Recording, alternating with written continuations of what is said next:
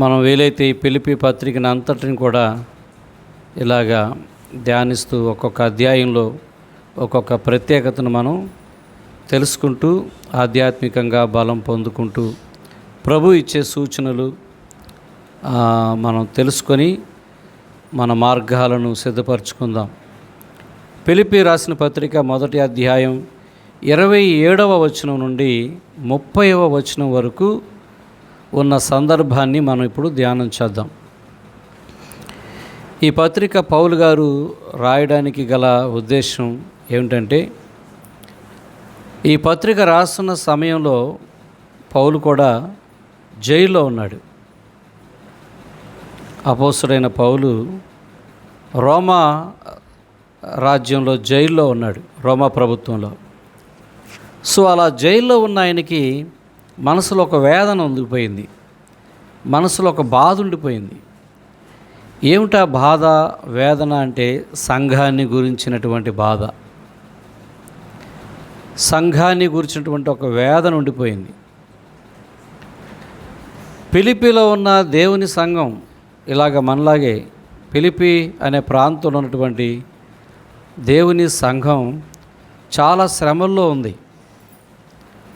ఒకవైపు ప్రభుత్వం నుండి వచ్చే కొన్ని ఆటంకాలు, శ్రమలు ఒకవైపు అయితే, మరోవైపున కొంతమంది వెళ్ళి బోధ గలిబిలి చేస్తూ ఉన్నారు, చిందరబందర చేసేస్తూ ఉన్నారు బోధని.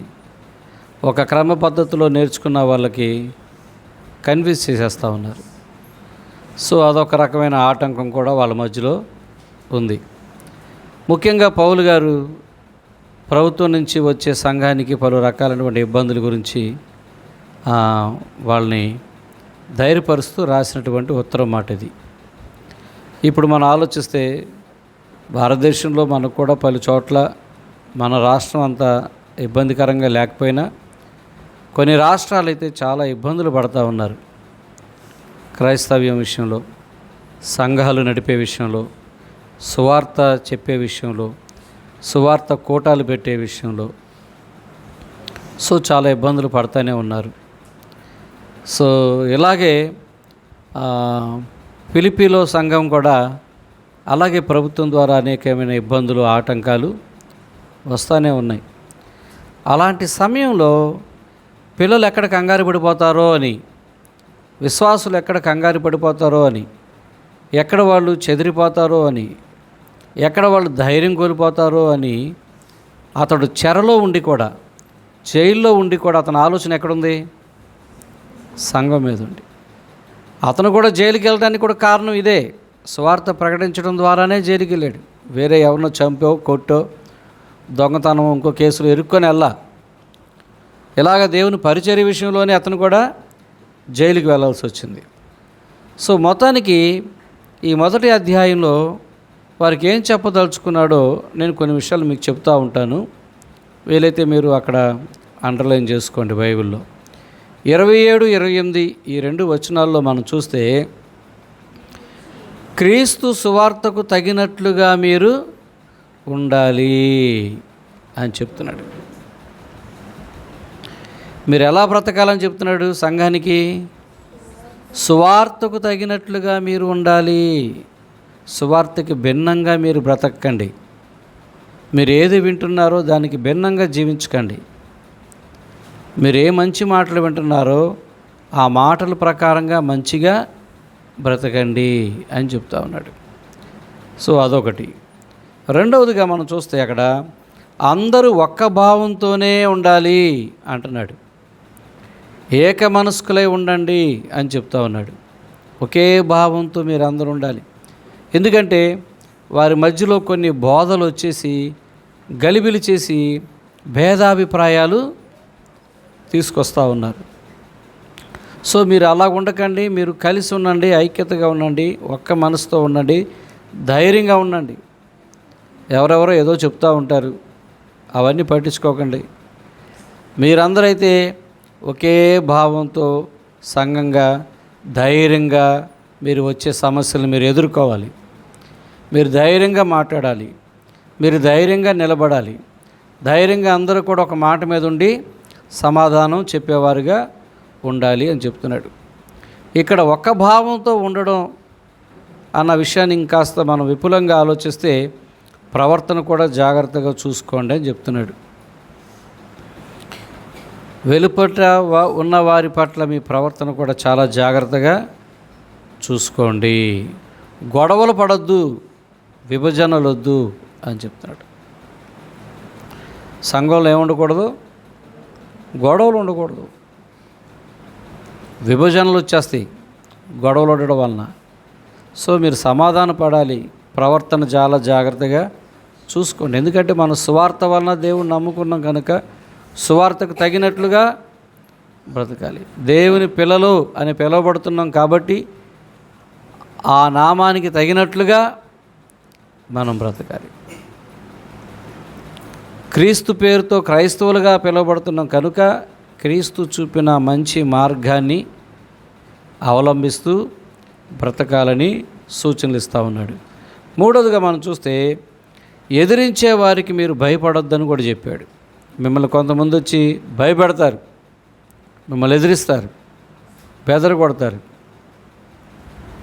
మీరు అలా బెదరకండి, భయపడకండి. ఎందుకంటే భయపడితే ఏమవుతుందంటే మనకి ఇక భక్తి కూడా పోతుంది. భయపడితే విశ్వాసం పోతుంది. ఎవరెవరో ఏదో అంటారు, దానికి మనం భయపడ్డాం అనుకోండి, మన భక్తి కూడా ఏమైపోద్ది? సన్నగిలిపోద్ది.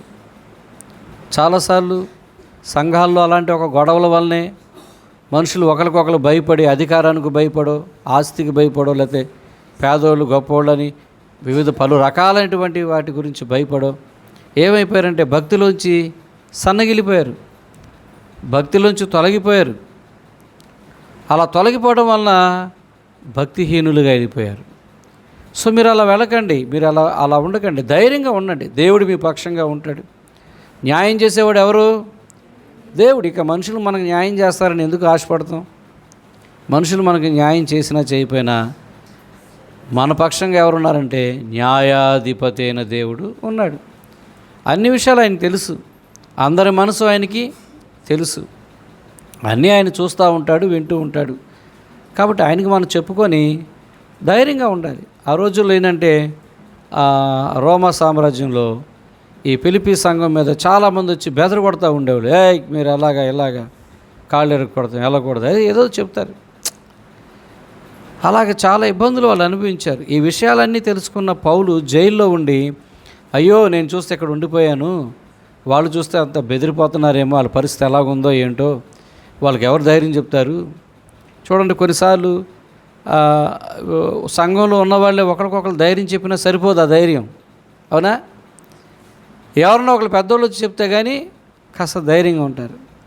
సహజంగా అందరూ ఎవరిని కోరుకుంటారంటే పాస్టర్ గారిని కోరుకుంటారు. పాస్టర్ గారు ఉన్నారనుకోండి, సేవకుడు ఉన్నారనుకోండి, ఆ ధైర్యం వేరు.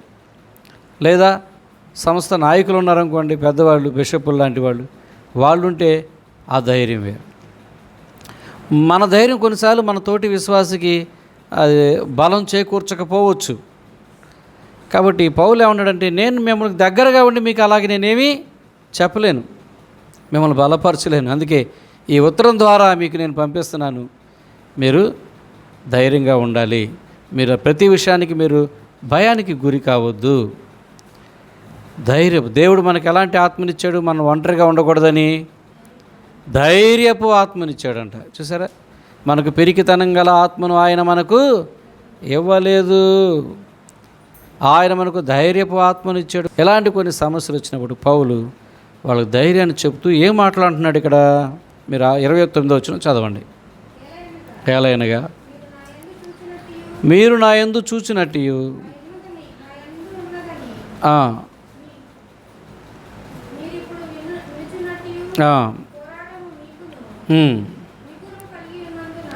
పోరాటం మీకు కూడా కలిగి ఉన్నందున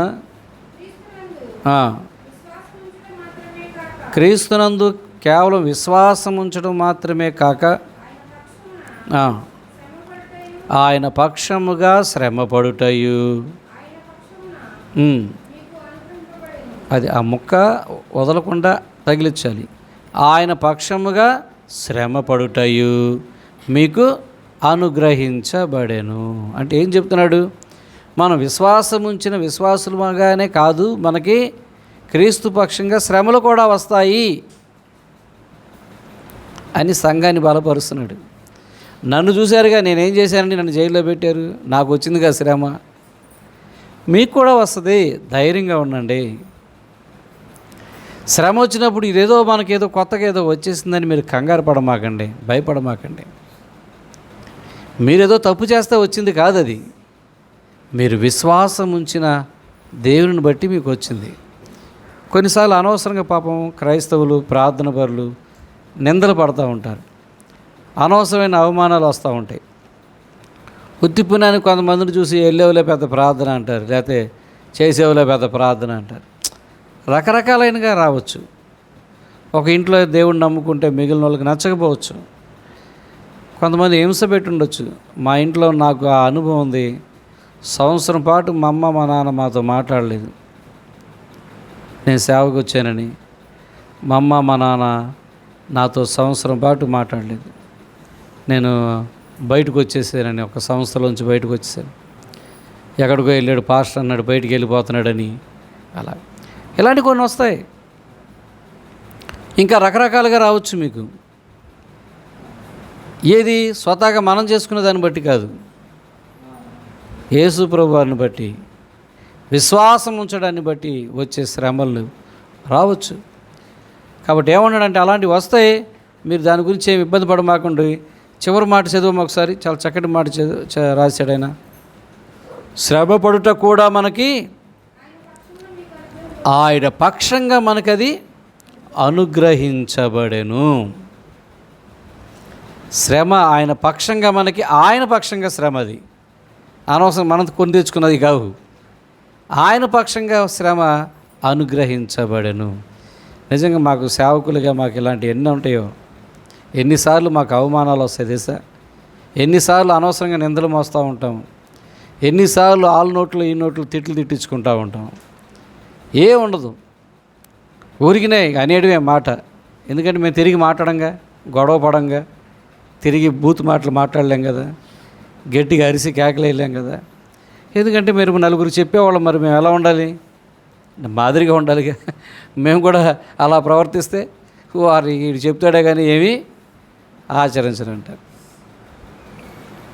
అందుకోసం చాలాసార్లు మాలో కోపం ఉన్నా రోషం ఉన్నా చంపుకొని ఒక చేతకాని వాళ్ళగా కొన్నిసార్లు అలా నిలబడి ప్రభుపక్షంగా నిందలు పడుతూ ఉంటాం. మొహం మీద మమ్మల్ని తిట్టిన వాళ్ళు కూడా ఉన్నారు అనవసరంగా. మమ్మల్నే కాదు, మిమ్మల్ని కూడా, విశ్వాసం ఉంచిన మిమ్మల్ని కూడా కొన్నిసార్లు మీకు కూడా అలాంటివి వస్తాయి. పౌలది అన్నాడు, మీకు అలాంటివి వచ్చినా కూడా మీరు ప్రభుపక్షంగా ఆయన పక్షముగా మీకు అనుగ్రహించబడను. సో అలా వచ్చినప్పుడు మనం ఏమనుకోవాలంట, ప్రభా నీ పక్షంగా ఇది నాకు వచ్చింది, నా కోసం వచ్చింది కాదుగా, నా కోసం వచ్చింది కాదుగా, నీ పక్షంగా ఉండడాన్ని బట్టి నాకు ఈ శ్రమ వచ్చింది, ఈ అవమానం వచ్చింది, ఈ నింద వచ్చింది, ఈ బాధ వచ్చింది, ఈ వేదన వచ్చింది, ఈ దుఃఖం వచ్చింది, ప్రభా నీ పక్షంగా వచ్చింది. సో దీనికి కూడా నేను సిద్ధపడుతున్నాను, ఇష్టపడుతున్నాను ప్రభా అని ఉండాలి.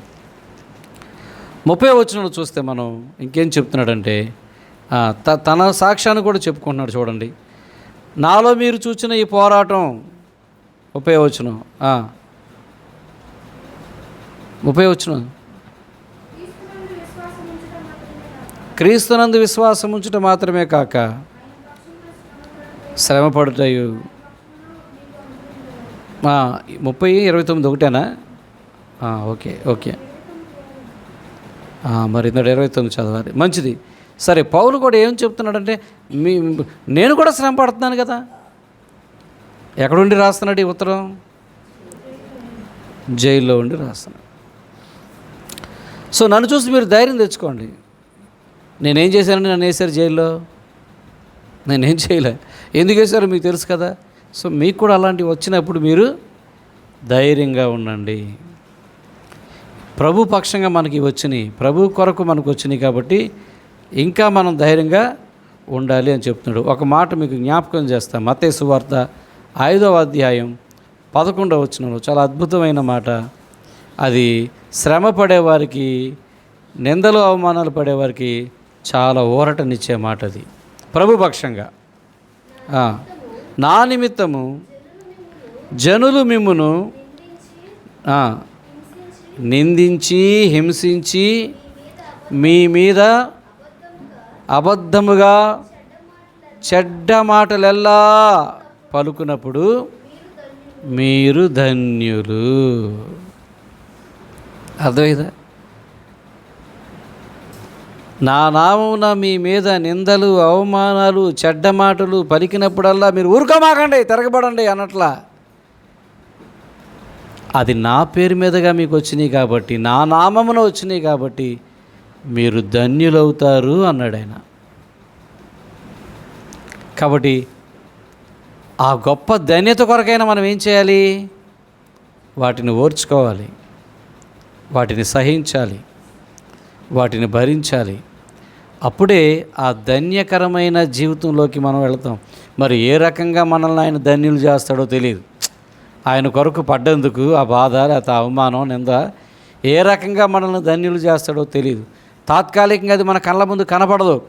ఆయన ఒకరోజు సమయం ఉంటుంది, ఆ సమయం ఆయన మనల్ని నిలబెట్టినప్పుడు అప్పుడు మనకు గుర్తు వస్తుంది. ఏమండి, ఈ స్థాయికి నేను ఇవాళ వచ్చానంటే ఎన్నో నిందలు పడి వచ్చానండి. కొంతమంది సాక్ష్యం చెప్తారు, మీరు వినే ఉంటారు. ఈ స్థాయికి ఈరోజు నేను ఉన్నానంటే ఎన్నో అవమానాలు పడి వచ్చానండి, ఎన్నో బాధలు పడి వచ్చానండి, ఎన్నో శ్రమలు పడితే కానీ ఈరోజు నాకు దేవుడు ఈ స్థాయి ఇవ్వలేదండి. ఏంటి ఈ బాధలు పడి ఈ స్థాయి రావడానికి కారణం ఏంటి? నువ్వు ఆ అనుభవం గుండా వచ్చావు. అప్పుడు అన్నాడే, నా నామమున మీరు భరించినప్పుడు ధన్యులని. అది అప్పుడు అర్థమవుతుంది. ఆ క్షణం మనకు అర్థం కాదు, బాధగా అనిపిస్తుంది. ఆ క్షణం మనకి అర్థం కాదు, వేదనగా అనిపిస్తుంది. ఆ క్షణం మనకు అర్థం కాదు, వదిలేయాలనిపిస్తుంది, పక్క వెళ్ళిపోవాలనిపిస్తుంది. కానీ ఆ క్షణం ఇది ధన్యతగా ప్రభు నామం ఇది నాకు వచ్చింది కనుక ఇది నేను ధన్యుడిని అని అనుకుంటే ఒకరోజు నువ్వు గొప్ప సాక్ష్యం చెప్పడానికి ఇవన్నీ నీకు సాక్ష్యంలో కారణాలు అవుతాయి. కాబట్టి ఆ గొప్ప ధన్యకరమైనటువంటి జీవితానికి మనం వెళ్ళాలి. ముగింపులో నేను మరలా క్లుప్తంగా మనల్ని అన్వయించుకుంటూ కొన్ని మాటలు చెప్తాను. పౌలు భక్తుడు ఏం చెప్తా ఉన్నాడు? పౌలు భక్తుడి యొక్క ఉద్దేశం ఏంటంటే, బయట మన ప్రవర్తన చాలా జాగ్రత్తగా చూసుకోండి అని చెప్తాం. మీ ప్రవర్తన జాగ్రత్తగా చూసుకోండి అంటున్నాడు. రెండవదిగా మనకి హింసలు అవమానాలు వచ్చినప్పుడు అలా వస్తూ ఉంటే కృంగిపోవద్దు, భయపడద్దు, మీరు ధైర్యంగా ఉండండి. అదే మనం రక్షింపబడ్డామనడానికి గుర్తు. మన రక్షణకు గుర్తేంటి చెప్పండి? రక్షణ పడ్డారానికి గుర్తేంటయ్యా అంటే చాలామంది చాలా తప్పు చెప్తారు. ఏంటో తెలుసా? బొట్టు తీసేస్తే రక్షణ పొందినట్టే గుర్తు, తెల్లచీర కట్టుకుంటే రక్షణ పొందినట్టే గుర్తు, చక్కగా పూలు పెట్టుకోకుండా పారేస్తే రక్షణ పొందినట్టే గుర్తు, తాళి తీసేస్తే రక్షణ పొందినట్టే గుర్తు, మెట్లు తీసేస్తే రక్షణ పొందినట్టే గుర్తు. కానే కాదు, ఇవన్నీ మనుషులు పెట్టారు. ఇవన్నీ మన పుట్టి పెరిగి మన లక్షణాలు, మన సాంప్రదాయకమైనటువంటి జీవితం అది. ఇవి చూసి వీళ్ళు ప్రార్థనడానికి గుర్తు అది కాదు. గుర్తు పొరపాటు పడ్డారు, పెద్దలు పొరపాటు పడ్డారు. ఇవి గుర్తులుగా పెట్టారు. మీరు ప్రార్థనలోకి వస్తే బొట్టెట్టుకోమాకండి, అది గుర్తు మీకు అన్నారు. తప్పది, బైబిల్ చెప్పలేదు. మీరు ప్రార్థనకు వస్తే తాళి తీసేసేయండి, మెట్లు తీసేసేయండి, నల్లపూసల గొలుసులు తీసేసేయండి, పూలు పెట్టుకోమాకండి, రంగు చీర కట్టుకోమాకండి. ఈ గుర్తులన్నీ తప్పు గుర్తులు. అసలు గుర్తు ఏంటో తెలుసా? చెప్తున్నాను మళ్ళీ. అసలు గుర్తు ఏంటంటే, ఆయన నామమున నీకు నింద వచ్చినప్పుడు, అవమానం వచ్చినప్పుడు, హింస వచ్చినప్పుడు నువ్వు భరిస్తున్నావే ఓర్పుగా, నువ్వు సహిస్తున్నావే, నువ్వు సహనంతో ఉన్నావే, తిరిగి మాట అనకుండా క్షమిస్తున్నావే, అదే గుర్తు రక్షణకి. అది నువ్వు రక్షణ పొందావనడానికి గుర్తు. ఆ గుర్తులు లేకుండా మిగిలిన గుర్తులు పెట్టుకుని ఆ టయానికి నోటుకు వచ్చినట్టుగా మాట్లాడేసి, ఇష్టం వచ్చినట్టుగా తిట్టేసి, పిచ్చి పిచ్చిగా మాట్లాడేసి, అసభ్యకరంగా అసహ్యంగా మాట్లాడి, పెదవులతో అపవిత్రమైన మాటలు మాట్లాడి వీటిని గుర్తుగా పెట్టుకుని అలా ప్రవర్తిస్తే అది రక్షణ పొందడానికి గుర్తా? కాదు. అందుకే పౌలు చెప్పాడు, మీ ప్రవర్తన జాగ్రత్తగా ఉండాలి. ఈ హింసలు, అవమానాలు, ఈ నిందలు మనలో ఏం బయటికి తీసుకొస్తాయి తెలుసా? అవి మనలో ఉన్న ఓర్పు ఏంటో తీసుకొస్తుంది. అసలు ఓర్పు ఏంటో అప్పుడు తెలుస్తుంది. సహనం అంటే ఏంటో అప్పుడు బయటపడుతుంది. అసలు ఉందా లేదా ఈ లక్షణాలు అప్పుడు బయటకు వస్తాయి. అదే గుర్తు నువ్వు రక్షణ పొందావని. నువ్వు అలా భరిస్తున్నప్పుడు, సహిస్తున్నప్పుడు నిన్ను చూసి ఏమంటారు సార్? అలా భరించడానికి కారణం సార్, రక్షణ పొందారు. ఇది మనం ప్రభువులో ఉన్నామనడానికి గుర్తే తప్ప ఈ మిగిలిన అసలు కానే కాదు. అందుకే నేను వాటిని ఎప్పుడు ప్రోత్సహించను. వాటి విషయంలో ఎప్పుడు అసలు వాటి జోలికి వెళ్ళను. ఎందుకంటే అసలు అది నాకు తెలిసేది బైబిల్ చెప్పంది, నేను చెప్పను. ఇంక అంతే. ఎందుకు మనకు అనవసరం దాని మీద అసలు నేను ప్రస్తావించను. జ్ఞాపకం చేసుకోండి, మనకు అది గుర్తు. మన గుర్తులేంటో పౌలు చెప్తున్నాడు, చాలా స్పష్టంగా చెప్తున్నాడు. శ్రమ, ఆయన పక్షంగా మనకు శ్రమ అనుగ్రహించబడడం మనకది మేలు. నా నామమును మీరు నిందలు, అవమానాలు భరించినప్పుడు మీరు ధన్యులు. అదే చెప్తుంది మనం రక్షణ పొందామనడానికి. ఇంకా శ్రమలు, కష్టాలు అలాంటివి వచ్చినప్పుడు మనం ఇది గొప్ప భాగ్యంగా మనం ఎంచుకోవాలి. ఈ మాట చెప్పొచ్చో చెప్పకూడదు, మనం లైవ్లో ఉన్నాం. ఒక కుటుంబం, ప్రార్థన కుటుంబం, ఒక ప్రాంతంలో చక్కగా ప్రార్థన చేస్తూ ఉన్నారు. ఆ ప్రాంతంలో వాళ్ళే దేవుడిని నమ్ముకున్నారు. చాలా చక్కగా వాళ్ళు ప్రార్థన చేసుకుంటూ బ్రతుకుతున్నారు. వాళ్ళ వాళ్ళకి ఏదో చిన్న గొడవ వచ్చింది. అప్పుడు వరకు ఆ ప్రాంతంలో వీళ్ళు ఎవరి జోలికి వెళ్ళేవాళ్ళు కాదు, ఎవరు వీళ్ళ జోలికి వచ్చేవాళ్ళు కాదు. వీళ్ళ జీవితం ఏదో వీళ్ళ జీవితం, వీళ్ళ పని పాట, ఆ ఇల్లు వాకిలి అలా ఉండేవాళ్ళు. ఎవరో ఏదో చిన్న క్లాష్ వచ్చి, ఏదో చిన్న గొడవ వచ్చి తోటికోళ్ళు గొడవకు వస్తే ఆ రోజు ఇంట్లో నాన్న, భర్త, భార్య, పిల్లలు కూడా, 2 పిల్లలు, మొత్తం నలుగురు కలిసి చాడా మాడా రోడ్డు మీదకి వచ్చి రఫాడి చేశారంట వాళ్ళని. ఎవరిని? ఆ తోటికోడలు. ఆవిడేదో అంటది, రెచ్చగొడతారు. ఇప్పుడు మనం రెచ్చగొడితేనే కదా మనం రెచ్చిపోయేది, లేకపోతే రాదుగా. అప్పుడేగా మన ఓర్పు ఎంత ఉందో మనకు తెలిసేది. నాకు ఆ విషయం తెలిసాక నేను వాళ్ళ ఇంటికి ప్రార్థన పిలిస్తే వెళ్ళా. నేను వాక్యం చెప్పను, మీకు కొన్ని సూచనలు చెప్తానని అన్నా. అదేంటండి వాక్యం చెప్తాక మిమ్మల్ని పిలుచుకున్నా ఉన్నారు. దేవుడు నన్ను ప్రేరేపించట్లేదు వాక్యం చెప్పడానికి. మీకు చెప్పవలసినవి కొన్ని చెప్తాను, అదే వాక్యంగా తీసుకోండి ఈ పూటకని ఇదే చెప్పా. ఇలాంటి మాటలే చెప్పా. దేవుడు ఏంటి నువ్వు రక్షణ పొందాలని గుర్తు. కాముగా వెళ్ళి కాముగా వస్తున్నారు. అదే ఆవిడ వచ్చింది ఏదో ఉంది, ఆవిడ లోకస్తురాలు, తెలియదు, ప్రభుని నమ్ముకోలేదు. వాళ్ళకి ఈ సూచనలు, ఈ కట్టడలు, ఈ విధులు, ఇలా నడవాలి, ఇలా ఉండాలన్న ఇంత పెద్ద లిస్ట్ ఏం లేదు వాళ్ళకి. కానీ మనకుందే. ఖచ్చితంగా మనం ఇలా ఉండాలని కోరుకుంటున్నాడు కదా ఆయన. ఇలాగే నడవాలని చెప్తున్నాడు కదా. 1-4 సార్లు పదే హెచ్చరిస్తూ ఉన్నాడు కదా మనల్ని. కాబట్టి మనం అలా ఉండాలి. ఆవిడేదో అందనుకోండి, సరే అలాగే కాదండి రెచ్చగొట్టేసిందండి మమ్మల్ని. అవును, మరి రెచ్చగొడితేనే రెచ్చిపోకూడదు. రెచ్చిపోకపోతేనే నీలో ఎంత ఓర్పు ఉందో అర్థమవుతుంది. అప్పుడు నువ్వు ఎలా ధన్యుడు అయ్యావయ్యా, నువ్వు రక్షణ పొందేవన్నా ఏం గుర్తు.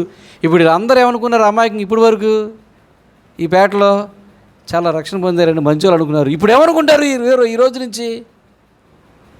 అమ్మో వీళ్ళు మామూలు కాదరా నాయుడు, కదిపితే భయంకరం, వీళ్ళేదో కామ్గా ఉన్నారనుకున్నాం. చూసారా, మొత్తం పోయింది పో అన్న.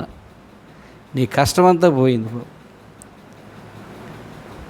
నువ్వు సరిగ్గా నీకు ఆయన పక్షంగా నువ్వు శ్రమను, ఆయన చదువుకున్నాం కదా, శ్రమ అనుభవించేవారుగా ఆ అవకాశం వచ్చినప్పుడు నువ్వు మాట పడలేవా? అరిసి ఏమవుతుంది? గొంతు నొప్పి వచ్చేది, ఆగిపోతుంది కదా. కేకలేసి ఏమవుతుంది? ఆవిడ ఆగిపోతుంది. వాళ్ళు ఇలా నేను కొన్ని విషయాలు, కొన్ని మాటలు చెప్పేసరికి కళ్ళంట కన్నీళ్ళు పెట్టుకుని ఏడ్చేశారు. అయ్యా, ఇంతకాలం మేము సంపాదించుకున్న మంచి పేరు అబ్బా 5 నిమిషాల్లో పోయిందయ్యా. ఇలా మాకు ముందే తెలుసుంటే జాగ్రత్తగా ఉండేవాళ్ళం. అయ్యో ఎంత పని అయిపోయిందని బాధపడ్డారు. బాధపడితే సుఖం లేదు. ప్రభు సన్నిధిలో మీరు పశ్చాత్తాపడండి. ప్రభు కనికరిస్తే మీరు అడగండి, ప్రభు మరొక అవకాశం ఇవ్వండి ఇంతకన్నా ఓపికగా ఉండడానికి. అవసరమైతే ఇంతకన్నా పెద్ద సమస్య తీసుకురండి మాకు. మేము సహనంతో ఓపికతో ఉండి జయించి మేము ధన్యులవుతాం. ఆ ధన్యకరమైన జీవితం ఒకరోజు ఈ లోకం చూడాలి. నాలో, నా బిడ్డల్లో చూడాలి, నా కుటుంబంలో చూడాలి. ఆ రోజు మేము సాక్ష్యం చెబుతాం. ఈరోజు మేము ఈ గొప్ప ధన్యతలో ఉండడానికి కారణం, ఒకప్పుడు మేము నిందలు అవమానాలు భరించిన వాళ్ళం, సహించిన వాళ్ళం, ఓర్చుకున్న వాళ్ళం. అలా పడి ఈరోజు దేవుడు మమ్మల్ని ఈ స్థాయికి తీసుకొచ్చాడని గొప్ప సాక్ష్యం చెప్తామని మీరు దేవుని సన్నిధిలో అడగన్నాను. చాలా బాధ. అప్పటి నుంచి నేనంటే వాళ్ళకి విపరీతమైన గౌరవం. ఏది తిట్టినందుకు. కొంతమంది అంగీకరిస్తారు, కొంతమంది ఎలాగంటే మనం ఇలా కొన్ని సూటిగా చెప్పి హెచ్చరిస్తే ప్రేమతో అంగీకరిస్తారు. నిజంగా అలా అంగీకరిస్తే వాళ్ళ భవిష్యత్తు బాగుంటుంది. అలా అంగీకరించకుండా నిన్నెందుకు పిలిచాం? పౌలు భక్తుడు చెప్తున్న మాటలు మనం పెడచెవిని పెట్టొద్దు. ఫిలిప్పీ సంఘానికి కూడా ఎలాంటి కష్టం వచ్చింది, సంఘ బిడ్డలు కూడా ఎలాంటి ఇబ్బందులు వచ్చాయి. అందుకే వారిని ధైర్యపరుస్తున్నాడు.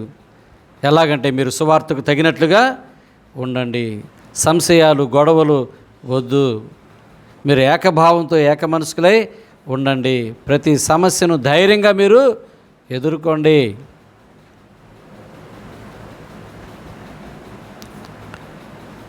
చాలా మెలకుగా ఉండండి. శ్రమలు నిందలు వచ్చినప్పుడు మీరు కంగారు పడకండి, అది ధన్యతగా భావించండి. ప్రభుపక్షంగా నాకు వచ్చిందని దాన్ని మీరు స్వీకరించండి. చూడండి, నేను జైల్లో ఉండి కూడా ఎంత బాగున్నాను, మీరు కూడా బయట ఉండి కూడా మీరు అంత నాలాగింత శ్రమ పడాల్సిన పరిస్థితి లేదు మీకు. ఆ చిన్న చిన్న విషయాల్లోనైనా మీరు సహనంతో ఓర్పుతో మీరు రక్షణ పొందారన్న దానికి మీ గుర్తులు చూపించుకోండి. అలా చూపించండి. మీరు మీ గుర్తింపు అలా రావాలి, మీకు అలా గుర్తింపు రావాలి అంటూ వారిని బలపరిచాడు, ధైర్యపరిచాడు. ఈరోజు మనకు కూడా అపోస్తలుడైన పౌలు ఇవే మాటలు చెప్తున్నాడు. మనం కూడా ఇలాంటివి ఏమన్నా అవకతవకలు ఉంటే మనం కూడా సరి చేసుకొని ప్రభు మార్గంలో ముందుకు నడిచి మనం కూడా రక్షణ పొందామనడానికి పలు సమయాల్లో ఆ గుర్తింపును మనం పొందుదుముగాక. ప్రార్థన చేసుకుందాం. దయగల మా తండ్రి, ప్రేమ కలిగిన మా దేవ, అయ్యా పౌలు భక్తుడు ఫిలిప్పీ సంఘానికి శ్రమలో ఉండగా నాయన ఇచ్చిన సూచనలు, చెప్పిన ధైర్యపు మాటలు నేడు మేము కూడా నాయన వాటిని స్వీకరిస్తూ ఉన్నాం. మాలో కూడా ఇలాంటి కొన్ని పరిస్థితులు నాయన అవమానాలు నిందలు ఉండొచ్చు. మేము కూడా అలాంటి ఒక ధైర్యంతో నీ పక్షంగా వస్తున్న వాటిని ధన్యతగా భావించి మా సహనాన్ని, మా ఓర్పును ప్రదర్శిస్తూ మేము రక్షింపబడిన వారం అనడానికి అలాంటి ఒక గుర్తులతో నీ వాక్యానుసారమైనటువంటి జీవితం జీవించడం ద్వారా దానినే మా గుర్తుగా, రక్షణకు గుర్తుగా మేము చేసుకొని మా ముందున్న జీవితంలో నమ్మకంగా, యథార్థంగా, పవిత్రంగా బ్రతకడానికి కృప చూపించి బలపరిచి మాకు సహాయం చేసి నడిపించమని, ఇక్కడున్న బిడ్డలందరినీ కూడా మీరు దీవించమని, అయా వింటున్న వారందరినీ కూడా ఆశీర్వదించమని, బలపరచమని యేసు క్రీస్తు నామములో ప్రార్థించి వేడుకొని పొంది ఉన్నాము తండ్రి. ఆమేన్. మన ప్రభు అయిన యేసుక్రీస్తు వారి యొక్క కృప, తండ్రి అయిన దేవుని ప్రేమ, పరిశుద్ధాత్ముని యొక్క అన్యోన్య సహవాసం మనందరికీ తోడై ఉండి బలపరిచి నడిపించునుగాక.